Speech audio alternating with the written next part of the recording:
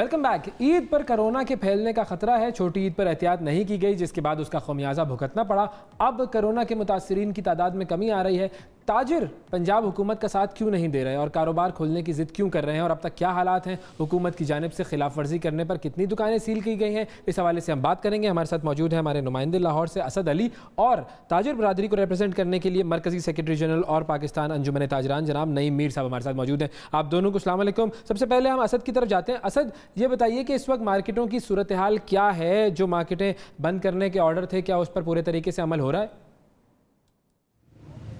जी, पंजाब हुकूमत की जानिब से परसों शाम जब ये फैसला किया गया, ऐलान किया गया कि 8 दिन के लिए तमाम कारोबारी मराकज़ हैं उनको बंद किया जाएगा, तो शहरियों को हमने देखा था कि परसों निकले थे भरपूर अंदाज में ख़रीदारी करने के लिए। और परसों रात को ही हमने यहाँ पर लाहौर के मुख्तलिफ बाज़ारों में, अनाकली बाज़ार में और उसके अलावा लिबर्टी मार्केट में हमने चांद रात का समा देखा था। बड़ी तादाद में मर्द, ख़वातीन, बच्चे यहाँ पर मौजूद थे, शॉपिंग में मसरूफ़ थे। लेकिन अगले ही दिन गुज़श्ता रोज़ सुबह से हम देखा कि तमाम मार्केट्स अर्ली मॉर्निंग बंद थी। लेकिन 12 बजे के बाद हमारे देखने में आया कि शहर की मुख्तलिफ छोटी बड़ी मार्केट्स में, शाह आलम मार्केट में, अनाकली मार्केट, ओइस्ट्रा मार्केट और दीगर मार्केट्स में ताजरों ने निकलना शुरू किया। और अपनी क़यादत की ताजरों की मुख्तलिफ तंजीमें थी मुख्तलिफ एरियाज़ के अंदर, तो उसके अपनी क़यादत के साथ मिलकर जो है दुकानें खोलने की कोशिश की। तो बहुत सारी ऐसी दुकानें हैं जिनको बंद कराया गया, पुलिस की भारी नफरी तैनात की गई। और शाम तक जो है इंतज़ामिया ने मुकम्मल तौर पर इस चीज़ को मेक श्योर किया कि शहर में तमाम दुकानें बंद करा दी जाएं। तो अभी इस वक्त मैं मौजूद हूँ यहाँ पर अनाकली मार्केट में।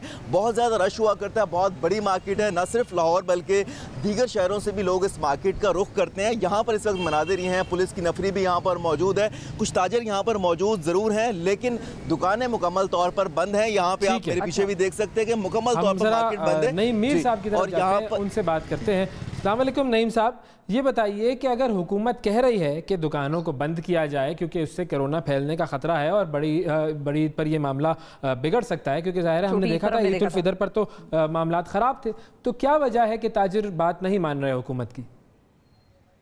पहली बात तो ये है कि हमें ये समझना है कि ईद क्या सिर्फ पंजाब में ही छोटी ईद आई थी और बड़ी ईद भी सिर्फ पंजाब में आ रही है?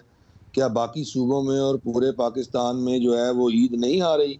तो अगर बाकी लोग एहतियाती तदाबीर इस्तेमाल नहीं कर रहे, एहतियाती तदाबीर पर अमल नहीं कर रहे, तो हम भी ना करें क्या? नहीं, ये बात नहीं मैं कर रहा, मैं ये बात नहीं कह रहा।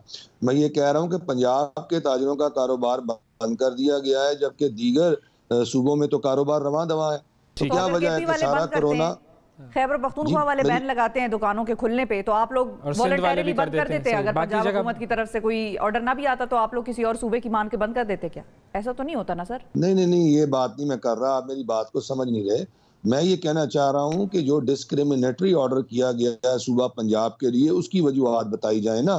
क्या पूरे पाकिस्तान में कोरोना वायरस को लेकर एक केसेस भी ज्यादा नहीं, आबादी केसेस तो सिंध में बहुत ज्यादा है। सिंध ने तो अपना ताजरों की टाइमिंग बढ़ा दी है। इन्होंने नोटिफिकेशन जारी किया। कोई ताजरों की टाइमिंग नहीं बढ़ाई गई, ये गलतफहमी है। सिर्फ वहां पर जो मवेशी मंडी है उसकी टाइमिंग बढ़ाई गई। तो मवेशी मंडियों में रश नहीं होता, कोरोना नहीं फैलता। ये तो ईद उल अज़हा है, ईद उल फितर नहीं है। तो भाई मैं आपसे सवाल कर रहा हूँ कोरोना के हवाले से। आपने मेरा कारोबार बंद किया कोरोना को बुनियाद बना के ना। सही। आपने अगर किसी और वजह को तो बुनियाद नहीं बनाया, तो फिर क्या मेरा ये काउंटर आर्गूमेंट नहीं बनता आपसे कि मैं आपसे सवाल करूं कि ये तो ईद उल अज़हा है, बकरा ईद है, यहाँ पर तो मवेशी मंडियां जो है वो कोरोना का जो है वो गढ़ बनेगी, यहाँ पर बुचर खाने कोरोना का गढ़ बनेंगे, इस मौके पर आपके कसाबों की दुकानें गढ़ बनेंगी, जहाँ कीमा बनवाने के लिए, जहाँ सिरी पाई बनवाने के लिए आप जाएंगे, तो उनके लिए SOPs बनाने चाहिए, उनको आगाही देने की जरूरत थी ना। SOPs चल रहे हैं, मतलब आपका आर्गुमेंट ये है, मैं समझ गया आपकी बात। आप ये कह रहे हैं कि बाकी जगहों को भी बंद करो तो फिर आप अपनी दुकानें बंद कर लेंगे, ये मुद्दा है। मैं ये कह रहा हूं कि काम को SOPs के तहत चलाने के लिए स्टेक होल्डर्स के साथ मशावरत करके आप इस मुल्क के माशी नज़्म और नस्क को चलाएं, बंद ना करें। बंद करना कोई हल नहीं है। बंद तो आपने PIA भी कर दिया है, बंद तो आपने स्टील मिल भी कर दी है, बंद तो आपने रेलवे भी कर दी है। क्या हुकूमतें जो है वो कारोबार बंद करने के लिए होती है? अजीब बात है।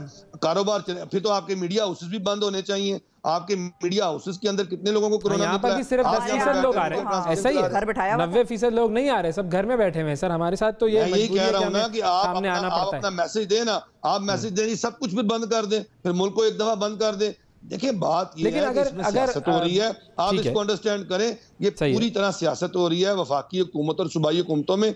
जब हमेशा सिंध हुकूमत इनिशिएटिव ले रही थी कोरोना वायरस को लेकर, वो बार बार ऐसे इकदाम कर रही थी जो वफाक हुकूमत और पंजाब को बड़े गिरां गुजरते थे और इनको उनकी तकलीद करना पड़ती थी। तो ये तो आपको पता है सियासत तो आपस में करते रहते हैं, उनको छोड़ें। अगर हम अभी मुल्क की बात करें, अगर हम ये समझें, इनकी सियासत का शिकार मेरा ताजर, मेरा बिजनेसमैन और मेरा कारोबार हो रहा है ना, सियासत का शिकार तो सारा मुल्क होता है ना। अब बीमारी के शिकार के ऊपर अगर हम बात कर लें कि देखें सारा साल तो कारोबार होता है और अगर चंद दिन बंद कर दिया जाए तो इससे कितना नुकसान हो जाएगा? क्या वो नुकसान इतना होगा कि हम उस नुकसान को बर्दाश्त कर लें और कोरोना को खुला छोड़ दें?